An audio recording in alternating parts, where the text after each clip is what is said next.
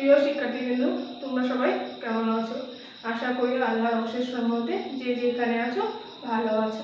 আমিও তোমাদের দয়ায় ভালো আছি। বরাবরের মতো আজ আবারও আমি অষ্টম শ্রেণীর বাংলা সাহিত্য কণিকা থেকে একটি পাঠ নিয়ে লাইভ ক্লাসে এসেছি।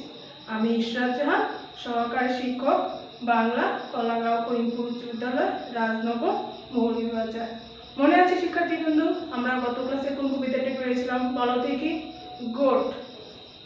কোনটি পড়েছিলাম? পাছে লোকে কিছু বলে। এই পাছে লোকে কিছু বলে পরের কবিতা কোনটি বলো তো শিক্ষার্থীবৃন্দ? গোট। প্রার্থনা। পরের কবিতাটি কোনটি? প্রার্থনা। তাই আজকে আমাদের পাঠের বিষয় হচ্ছে কি? প্রার্থনা।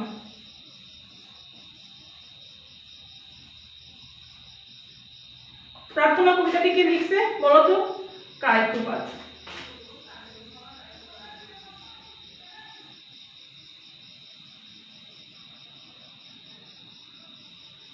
প্রার্থনা কবিতাটি কি লিখছে? কায়কোবাদ। তো কায়কোবাদ হচ্ছে কি?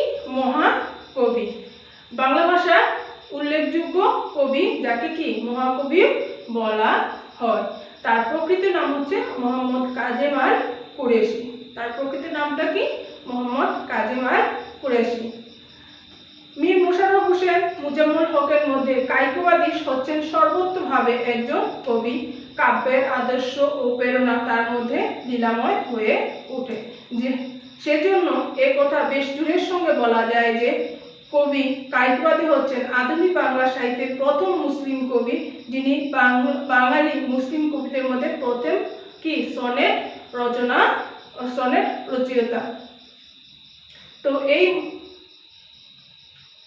এই কবি কত সালে জন্ম হয়েছে? আসো আমরা তার জন্মটা একটু করি। কায়কোবাদ 1857 সালে ঢাকা জেলার নবাবগঞ্জ থানার অধীনে আগলা পূর্বপাড়া গ্রামে জন্মগ্রহণ করেন। কায়কোবাদ কত সালে জন্মগ্রহণ করেন? 1857 সালে নবাবগঞ্জ থানার অধীনে আগলা পূর্বপাড়া গ্রামে জন্মগ্রহণ করেন। তিনি ছিলেন ঢাকা জেলার জজ কোর্টের একজন আইনজীবী শাহমাতুল্লাহ আল কুরেশির পুত্র। কায়কোবাদ সেন্ট গেটলি স্কুলে অধ্যয়ন করেন। পিতার অকাল মৃত্যুর পর তিনি ঢাকা মাদ্রাসাতে ভর্তি হন। সেখানে তিনি প্রবেশিকা পরীক্ষা পর্যন্ত অধ্যয়ন করেছিলেন, কিন্তু কি পরীক্ষা দেওয়া হয়নি। বদলে তিনি পোস্টমাস্টারের চাকরি নিয়ে তার স্থানীয় গ্রামে ফিরে আসেন এবং সেখানে তিনি কি অবসর গ্রহণের আগ পর্যন্ত কি করেন? কাজ করেন। এবং তিনি কি করেন? পোস্টমাস্টার যখন দায়িত্ব পালন করেন তখনই মধ্যে কি তার লেখা এবং খুব ছোটবেলা থেকে কি তার কবিতা লেখা হাতে করি শুরু হয়। তারপর আপন স্বভাবে তিনি ক্রমাগত কি লিখে গেছেন। তার রচিত মহাকাব্য, বিখ্যাত মহাকাব্যের নামটা কি বলতে পারবে? তার বিখ্যাত মহাকাব্যটার নাম হচ্ছে কি? মহাশ্মশান। এছাড়াও তিনি আরো কিছু কাব্যগ্রন্থ লিখছেন, সেগুলো হচ্ছে অশ্রুমালা, শিব মন্দির, অমিয় ধারা, মহরম শরীফ ইত্যাদি। এই কবি 1951 খ্রিস্টাব্দে, কত খ্রিস্টাব্দে? 1951 খ্রিস্টাব্দে কবি কায়কোবাদ ঢাকায় মৃত্যুবরণ করেন। তো আমরা দেখলাম কবি কায়কোবাদ জন্মটা কত সালে? কবি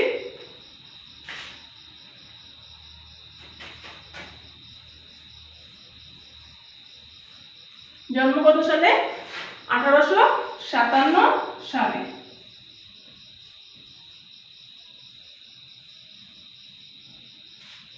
মৃত্যুবরণ কত সালে? 1951 সালে। তার একটা মহাকাব্য ছিল, মহাকাব্যটার নাম কি বলো তো? মহাশ্মশান।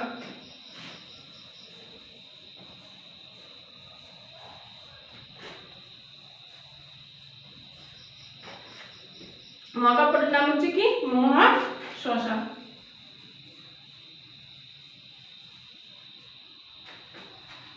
তাহলে তার জন্মটা আমরা কত সালে পাইলাম? 1857 সালে। মৃত্যুটা কত? 1951 সালে। মহাকাব্যটার নাম হচ্ছে কি? মহাশ্মশান।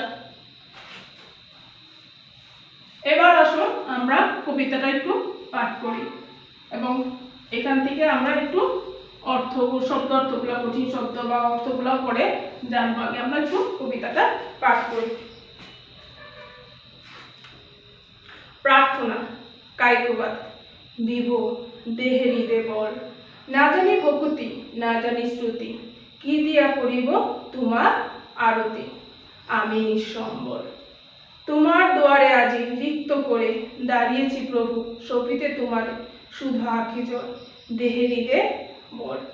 বিভো দেহে হৃদে বল, দারিদ্র পেশনে বিপদের কুরে অথবা সম্পদে সুখের সাগরে, ভুলিনি তোমারে একবার, জীবনে মরণে শয়নে স্বপনে তুমি মোর পথে সম্বল, দেহে হৃদে বল। বিভু দেহে হৃদে বল, কত জাতি পাখি নিকুঞ্জ বিতানে সদা আত্মহারা তবু গুণগানে, আনন্দে বিহবল, ভুলিতে তোমারে প্রাণে অপসাদ, প্রলতা শিরে তোমারই প্রসাদ, চারু ফুল ফল, দেহে হৃদে বল। বিভো দেহে হৃদে বল, তোমার নিঃশ্বাস বসন্তের আয়ু, তব স্নেহকণা জগতে আয়ু, তব নামে অশেষ মঙ্গল, গভীর বিষাদে বিপদের কুরে একাগ্র হৃদয়ে শরীরে তোমারে নিবে সুকানল, দেহে হৃদে বল। তো এবার আসো আমরা একটু শব্দার্থগুলো পড়ব এবং দেখব। তো প্রথম শব্দার্থটা কি আছে? প্রার্থনা। প্রার্থনা শব্দের অর্থ কি? মুনাজাত।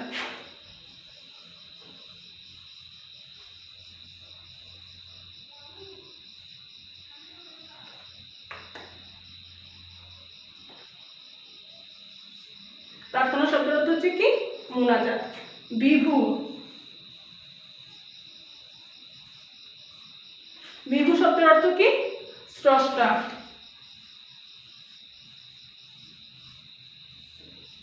বিভু শব্দের অর্থ কি? স্রষ্টা। রিক্ত করে,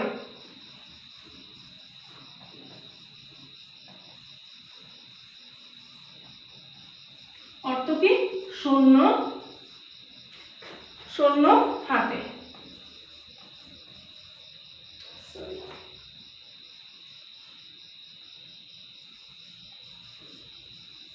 রিক্ত করার অর্থ হচ্ছে কি? শূন্য হাতে। পেছনে,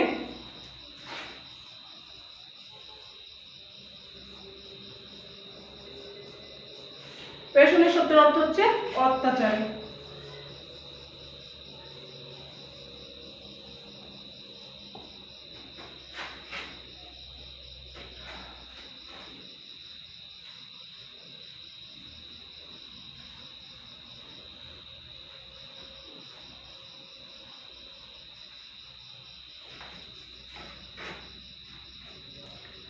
এরপর হচ্ছে কুর, ক্রোধ, কুল। কুল শব্দের অর্থ কি? কুল। ফল, ফল শব্দের অর্থ হচ্ছে কি? মুহূর্ত কাল।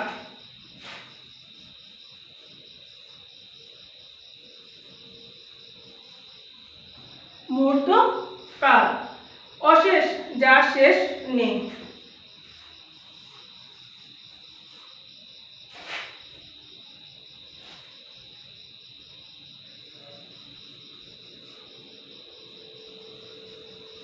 যার শেষ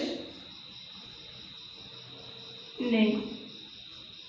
অশেষ অর্থ হচ্ছে যার শেষ নেই। বিষাদ,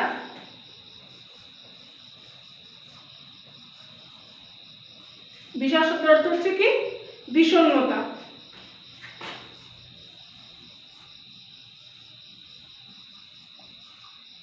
বিষণ্ণতা। শরীরে,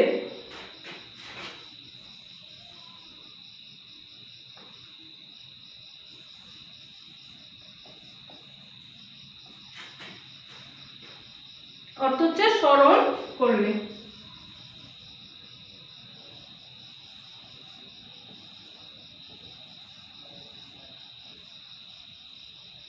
শরীর অর্থ কি?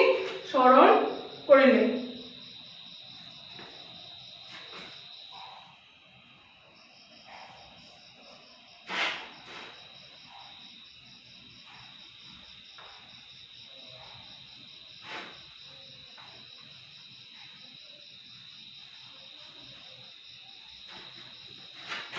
এরপর আরেকটা কিছু আসছে প্রসাদ। প্রসাদ শব্দের অর্থ হচ্ছে কি অনুগ্রহ। প্রসাদ শব্দের অর্থটা কি অনুগ্রহ।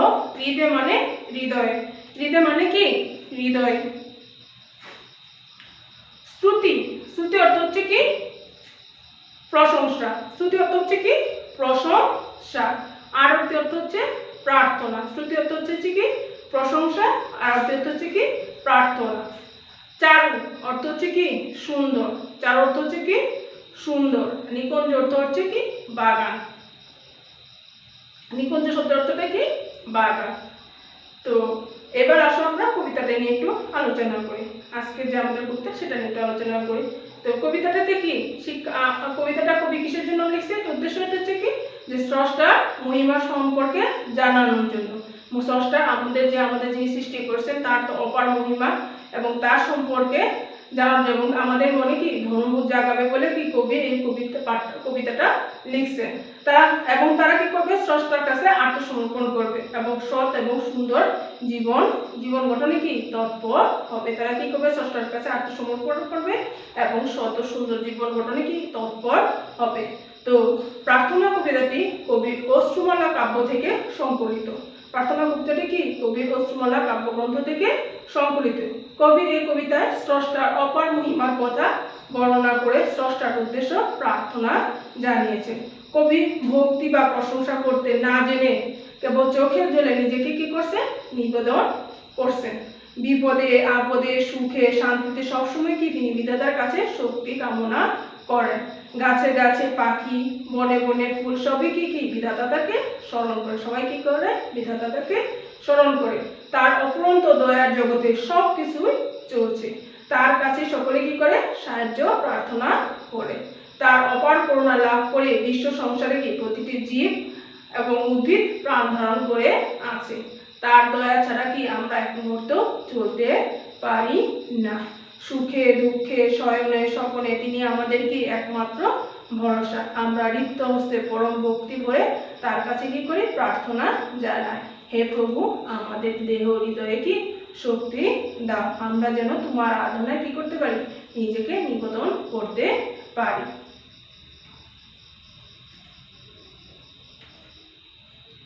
তাহলে এবার আসো আমরা কবিতাটির লাইনে লাইনে একটু পড়ি।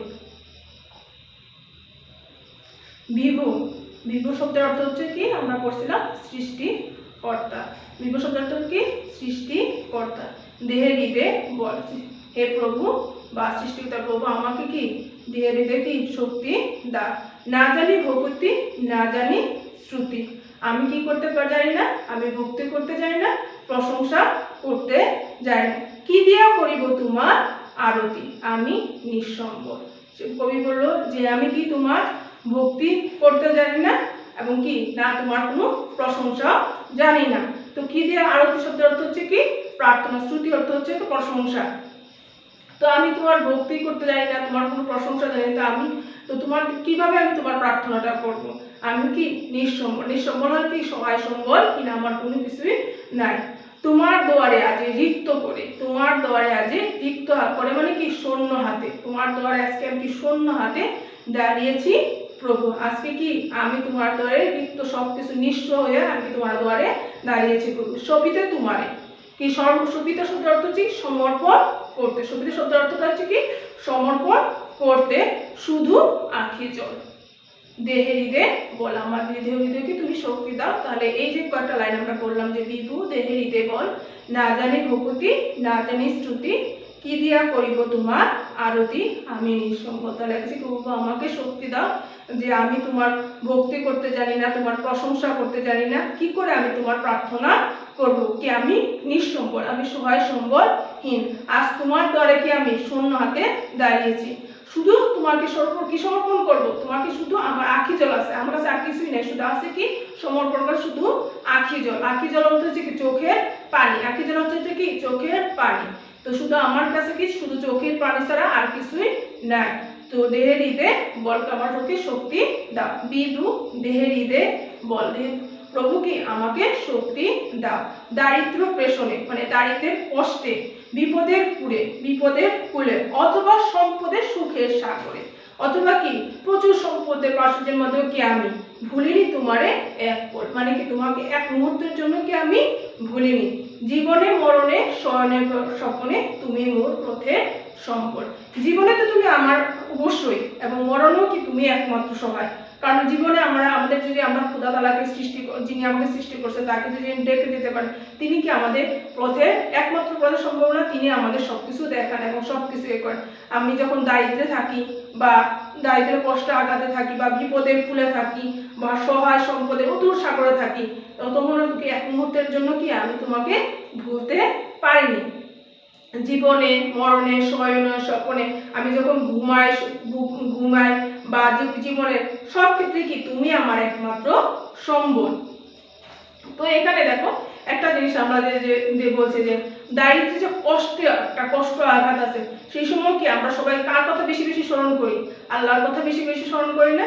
যারা মানে প্রকৃত ইমানদার বান্দা বা ইমানদার, তারা সবসময় কি কার কথা স্মরণ করে?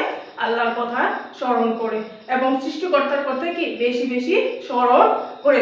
বিপদের মুহূর্তে আমরা বেশিরভাগ কি বিপদে যখন যেতে থাকি তখনই কি আমরা কার কথা স্মরণ করি? একমাত্র কি আল্লাহর কথাই স্মরণ করি। এবং যারা মানে প্রকৃত যেটা বললাম যে ইমানদার, তারা যদি সুখের সাগরে থাকে তখনও কি তারা আল্লাহকে ভুলতে পারে? এক মুহূর্তের জন্য কি সৃষ্টিকর্তাকে বা আল্লাহকে ভুলতে পারে না। সুতরাং জীবনে তো আমাদের জীবনে আমরা একমাত্র সৃষ্টিকর্তাকে যদি ডেকে যাই তাহলে কি আমাদের যে কোনো জিনিস সফল হতে পারে। এবং মরণে কি আমাদের একমাত্র সহায়কে আল্লাহ। তো এই কথাটাই বলছে কবি, এখানে বলছে যে জীবনে মরণে শয়নে পড়ে স্বপনে তুমি মোর কি পথে সম্বল। দেহে হৃদে বল আমাকে কি শক্তি দাও। বিভো দেহে হৃদে বল আমাকে প্রভু কি আমাকে শক্তি দাও। কত জাতি পাখি নিকুঞ্জ বিতানে। এখানে দেখো বিতানের শব্দ অর্থ হচ্ছে ছন্দ, এক ধরনের কি ছন্দ। নিকুঞ্জ শব্দ অর্থ হচ্ছে কি বাগান, যেখানে ফুল ফলের সবকিছু কি বাগান আছে। কত জাতি পাখি, একটা বাগানে কি অনেক রকম পাখি আছে না? পাখিরা কি করে? কোলাহল করে না, পরলোক করে না, শব্দ করে। সদা আত্মহারা তব গুণগানে আনন্দে বিহ্বল। এই যে পাখিগুলো সবসময় কার গুণগান করে? তারা যখন গান গায় এই করে তারা কার গুণগান করে? একমাত্র কি সৃষ্টিকর্তারই কি তারা গুণগান করে। আনন্দে আত্মহারায় বিহ্বল হচ্ছে আনন্দে আত্মহারা হয়ে কি তারা একমাত্র কি সৃষ্টিকর্তারই কি করে? গুণগান করে। ভুলিতে তোমারে প্রাণে অবসাদ। যে তোমারে যখনই আমি ভুলতে চাই তখন সেই কবি লেখছে যে তোমারে যখন ভুলতে চাই আমার প্রাণে কি একটা ক্লান্তি চলে আসে যে তোমারে ভুলতে চাই। তরলতা শিরে তোমারই প্রসাদ। তরলতা শিরে তোমারই প্রসাদ। প্রসাদ মানে হচ্ছে কি অনুগ্রহ। এই যে গাছপালার মধ্যে কি দেখো এই যে আম গাছটা দেখো একটা কাঠের গাছটা কাঠের, কিন্তু সেখানে কি মধুর একটা ফল ফলে না আমটা কত মিষ্টি হয় হয়। এই যে এগুলো হচ্ছে কি কার অনুগ্রহ? আল্লাহর অনুগ্রহে। চার অর্থ হচ্ছে সুন্দর ফুল ফল। তো এই তরলা তোমার অনুগ্রহে কি হয়? চারুলতা শিরে কি করে? ফুল ফল দেও। এগুলো কাদের জন্য? আমাদের জন্য। এগুলো কাদের জন্য? সবগুলো কি আমাদের জন্য আল্লাহ করছেন না? সবগুলো আমাদের জন্য করছে। দেহ হৃদে আমাকে কি করে? শক্তি দাও। বিভো দেহে হৃদে বল আমাকে কি করো? শক্তি দাও। তোমারই নিঃশ্বাস বসন্তের বায়ু তব স্নেহকণা জগতে আয়ু। তোমারই নিঃশ্বাস বসন্তের আয়ু। বসন্তের আয়ু যে বসন্তে যে এখানে তোমার নিঃশ্বাস বলতে কার কথা বলছে? যে এই নিঃশ্বাসটা হচ্ছে কি যে প্রভু আমাদের জন্য কি করছে? এই নিঃশ্বাসটা দিচ্ছেন না?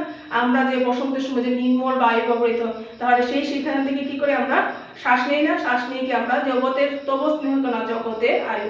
আমরা যে আজকে বেঁচে আছে আমাদের যে আয়ু, সেটা কার দান? সেটা হচ্ছে কি আল্লাহ দান।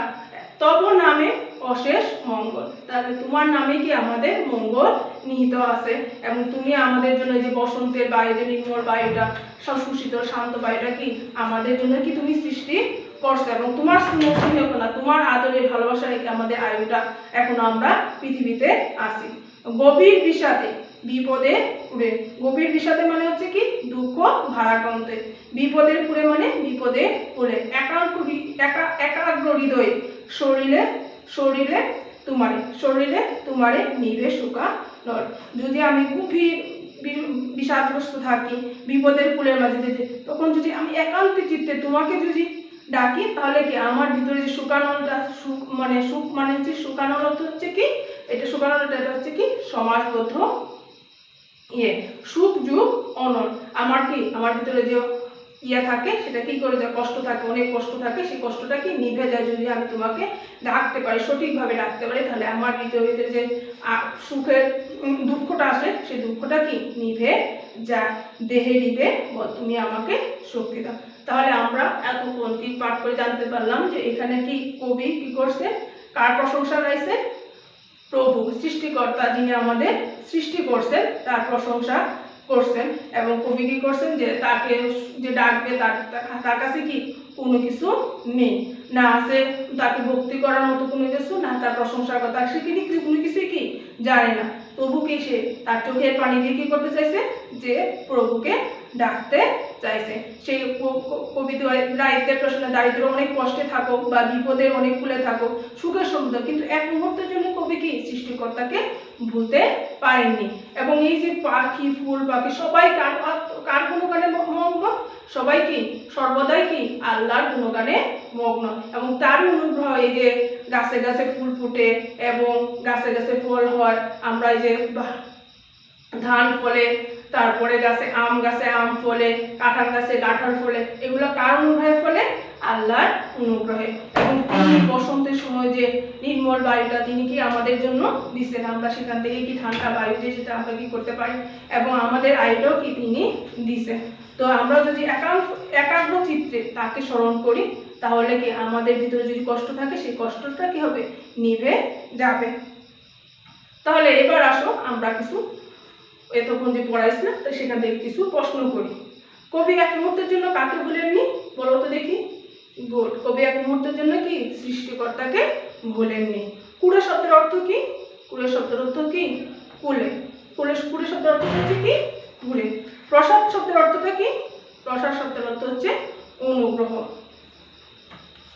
জগতের কোন জিনিস স্রষ্টার স্নেহকণা, জগতের কোন জিনিসটি স্রষ্টার স্নেহকণা, জগতের আয় হচ্ছে কি স্রষ্টার স্নেহকণা। এবার আসো আমরা একটা বাড়ির কাজ দিই, তোমরা বাড়ির কাজটা খাতায় লিখে নাও। প্রার্থনা কবিতায় স্রষ্টার অবদান ব্যাখ্যা করো।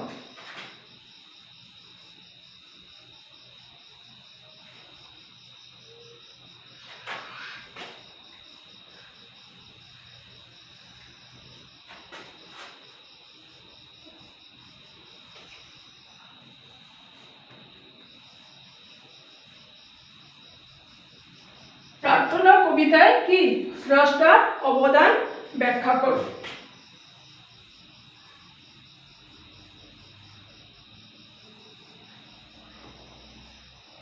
এটা হচ্ছে তোমাদের বাড়ির কাজ, বাড়ির কাজটা তোমরা করে আনবে এবং বাড়িতে বসে বসে এটা চেষ্টা করবে।